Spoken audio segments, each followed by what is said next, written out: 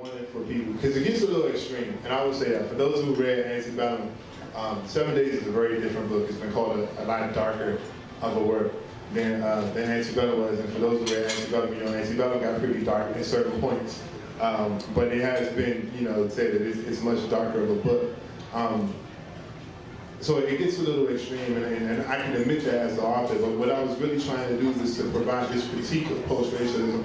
We live in a society, or at least it's my opinion, that we live in a society where there's so much that can't be talked about or that won't be talked about, that I wanted to give this extreme situation of somebody being possessed with this rage of the slave, right, to kind of spark everybody and bring the maybe latent racism or hidden racism and then to the forefront. So in part 2, when, you know, in 7 days when all hell sort of breaks loose, you have this figure, you know, that is, you know, creating all of this carnage, but you also have a society and an environment around them that's reacting to it, and you're starting to see people's true colors start to come out in reaction to what's happening. And in that way, it's, you know, that was my way of being like, see, it's here. Like, people may not even say it, people may not want to think it, and people may be convinced that it's not, but let something this extreme happen, and it will definitely come back to the forefront.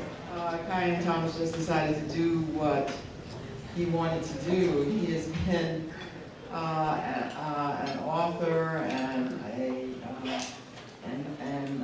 producer and a playwright. He's really a multi-talented young man. I was just quite amazed in speaking with him and seeing, you know, this is one of us.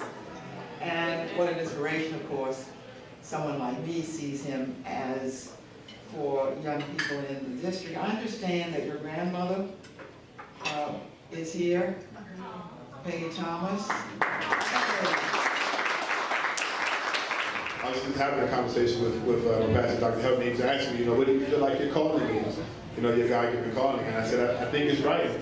And I can say that now with certainty, like, I think it's writing, and whatever it is that I'm inspired to write, I feel like it's inspired by God, you know, to come forth. And so in that way, like, every time I put pen to paper, it's a testament to how strong and powerful God is. Her face was resolute. That's the dumbest thing I've ever heard in my life, baby. It was my turn to be perplexed. She turned and looked at my mother, who was just as shocked as I was to hear her mother was all speak so bluntly. It is, this shit is just dumb. But the youngest, they believe it, they really do. She turned back and there was sympathy in her face. Nigga is nigga, baby, no matter how you say it. You can roll it around in your mouth and gargle it like Listerine. When you spit it out, it's still gonna be nigga. You youngest might not understand that now, but you will. In the meantime, far be it for me to tell you something you believe ain't right. Just promise me when you learn the truth, just come back on here and tell me. Her words were a code that I wasn't able to crack. I nodded my head, not knowing what else to do. She gave me a weak smile in return and retired into her room.